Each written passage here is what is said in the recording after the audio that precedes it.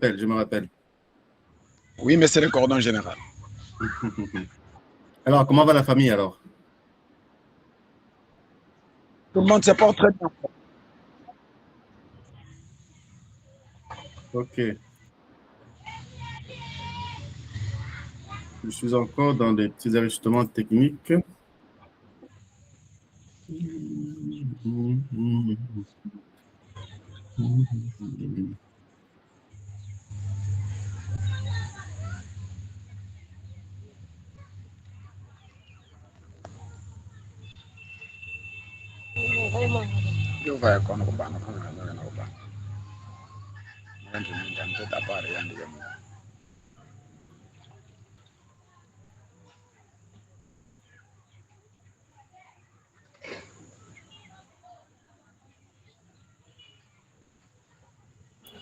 Voilà.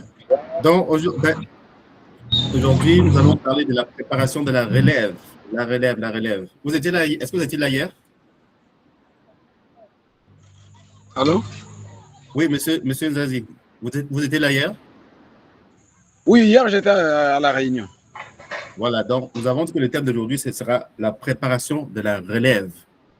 Parce que ce que nous faisons là, c'est de pouvoir mettre en place des actions qui vont durer dans le temps. Et nous pensons que la meilleure façon de faire des actions qui vont durer dans le temps, c'est que si nous faisons bien, mais qu'il n'y a personne qui va continuer après, c'est comme si on a travaillé pour rien.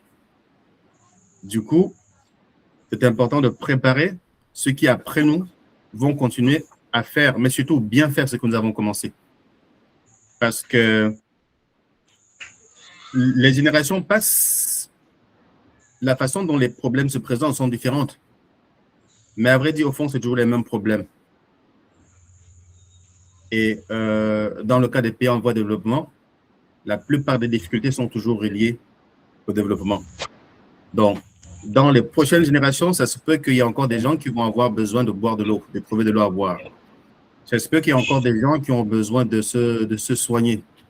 Ça se peut qu'il y ait des gens qui ont besoin d'être accompagnés pour pouvoir aller à l'école. Vous voyez? Et donc, tout ça, ça fait partie des problèmes auxquels, dans la fonction de la Fondation Chantal Massembo, nous avons créé un cadre qui nous permettra d'y trouver des solutions. Et la raison pour laquelle nous avons voulu faire la réunion aujourd'hui avec nos enfants, c'est pour les intégrer à cette dynamique. Parce que nous pensons que la meilleure façon d'enseigner à nos enfants, c'est de leur montrer ce que nous faisons.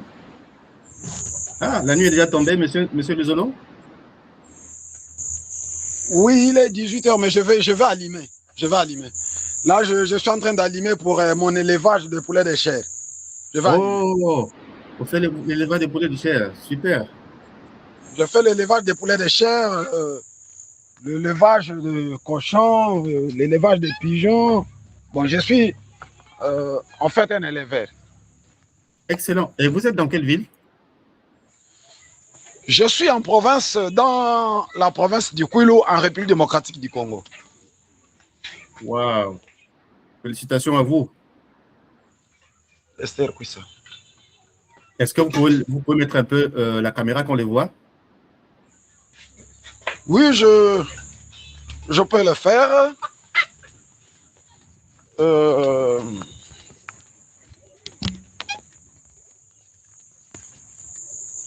Ici, je suis au poulailler.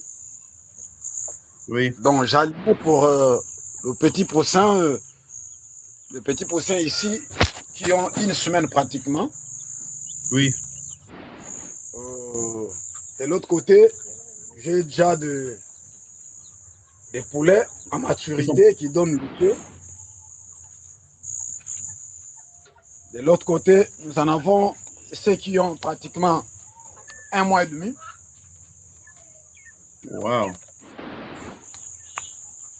Je suis là. Est-ce que c'est C'est 1 mois et demi. les poulets bicyclettes? Oui. Est-ce que c'est les poulets bicyclettes? Non.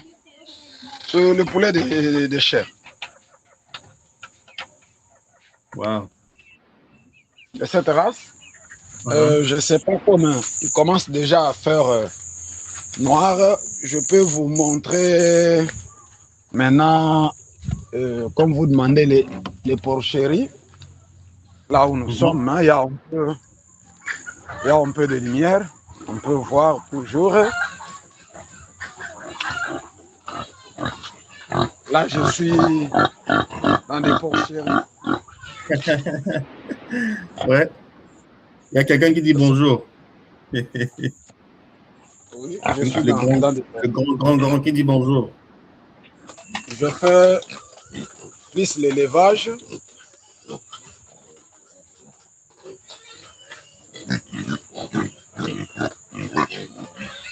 Alors, est-ce que vous pouvez nous présenter un peu votre élevage? Parce que quand vous êtes dans le premier, je couperai cette partie que je mettrai pour faire votre publicité sur Internet. C'est ça que je suis en train de montrer là. Je pense que vous êtes en train de voir. Voilà, donc vous pouvez commenter davantage. Waouh, un gros porc, ça. Une belle race. Donc, si je peux rentrer ici.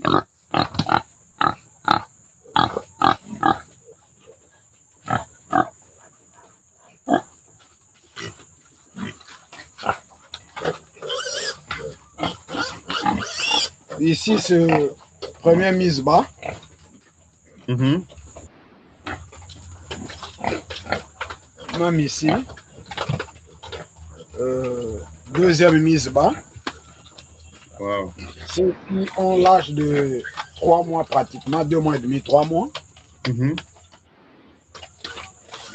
Même ici. Donc, j'ai déjà sévré parce qu'ils ont 2 mois et demi, 3 mois. Mhm. De l'autre côté, les deux ici sont de mâles. Donc, ils sont séparés selon les âges. Et ici aussi, ce sont deux mâles. Ici, c'est une femelle qu'on peut accoupler dans 2 mois. On peut déjà accoupler. Ici, nous attendons la mise bas, je crois dans 2-3 semaines.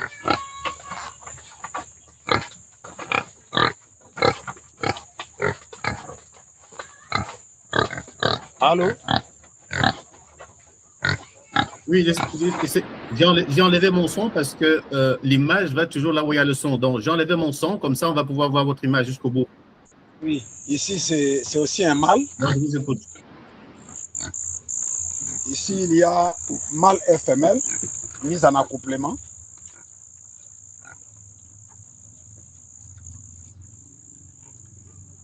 Ici, c'est une femelle qu'on peut accoupler, je crois, dans 1 semaine déjà.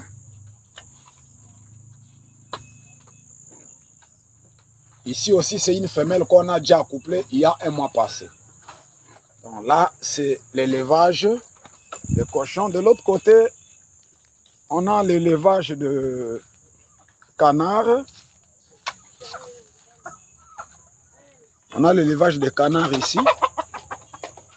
Ici, on a commencé il n'y a pas longtemps. On a pratiquement 3 couples que nous élevons.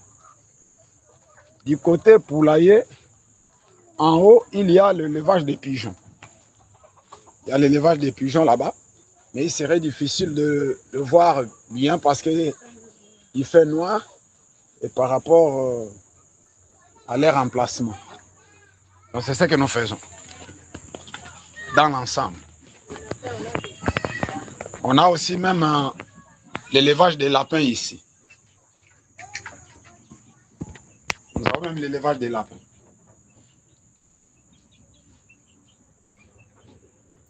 Wow, vous faites vraiment beaucoup d'élevage, vous faites beaucoup de choses. Oui, on se bat dans ça. On cherche à mettre de l'ordre avec l'élevage. On peut aider les autres par rapport à notre élevage, par rapport à ce que nous faisons.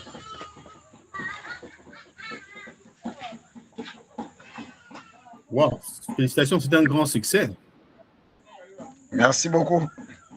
C'est C'est le vraiment un grand cordon succès. Félicitations à vous. Merci beaucoup. Cela vous a pris combien de temps pour arriver à ce niveau de densité de population de différents animaux? Bon, depuis que je suis dans cet élevage, pratiquement, ça c'est la 3e année. Wow, vous êtes persévérant. Oui, on persévère, malgré beaucoup de difficultés, mais avec le Seigneur et avec l'intelligence qu'il nous donne et du courage, ça ira. On évolue. Bravo, bravo, bravo. Merci beaucoup, monsieur le cordon général. J'entends des enfants chanter, danser dans la cour. Oui, ils sont là, Ils vous en voient train faire. de jouer. On entend les enfants là-bas, ceux qui sont libres peuvent entrer. Et le préfet peut entrer.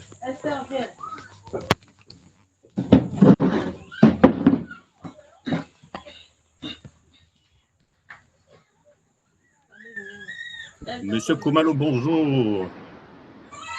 Bonjour, mademoiselle. Bonjour, bonjour. Ah, je mets ma caméra.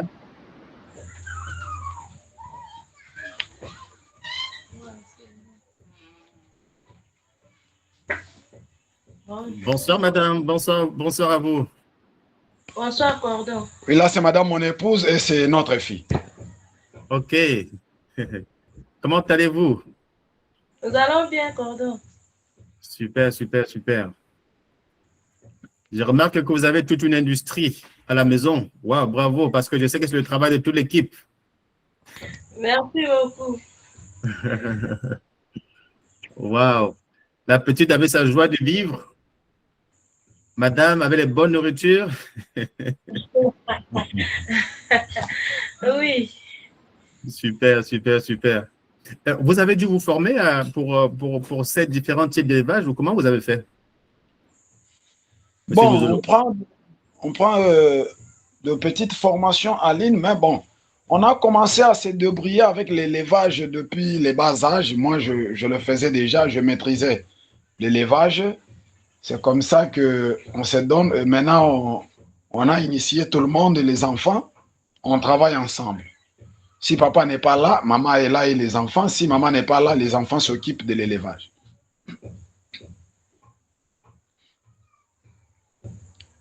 C'est une grande réussite. C'est ça Merci. qu'on appelle le transfert aux générations futures. Merci beaucoup, monsieur. Le meilleur testament, c'est ce que vous êtes en train de faire. Montrer aux enfants comment vous réussissez ce que vous faites. En tout cas, je suis très content de vous voir avec la famille. J'ai vu, oui, félicitations à tous. Hein. Merci. Merci beaucoup. Oui, continuez le bon travail. Merci beaucoup. Et monsieur le zoologue, comment est-ce que vous avez connu la Fondation Chantal Massembo? Ah, j'ai vu un jeune homme passer derrière. J'ai connu la fondation grâce à M. Timothée Mandaka. C'est lui qui m'a invité dans la fondation Chantal Massembo. OK. Et qu'est-ce qui vous a poussé à intégrer la fondation Chantal Massembo?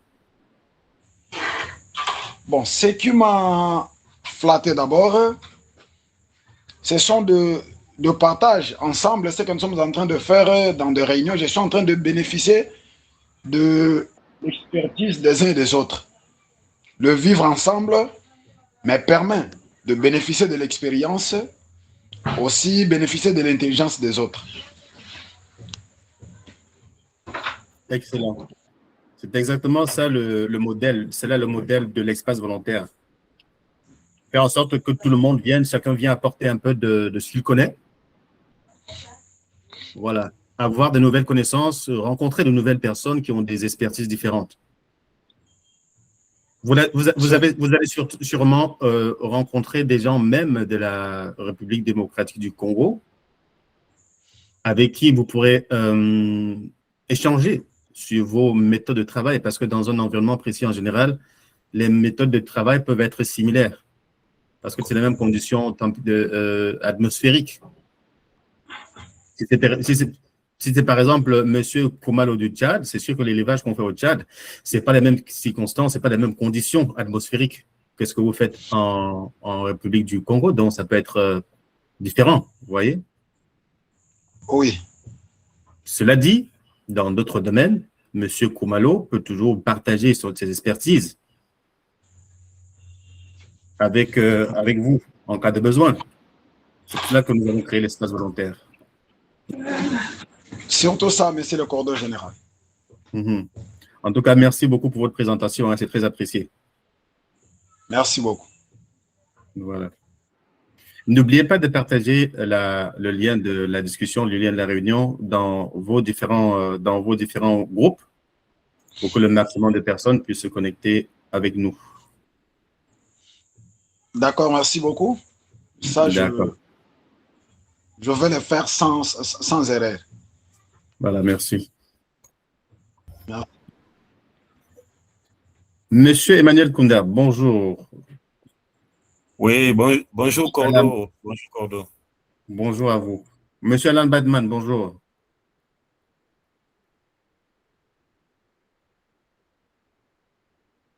Alors aujourd'hui, nous avons décidé de parler de la transmission de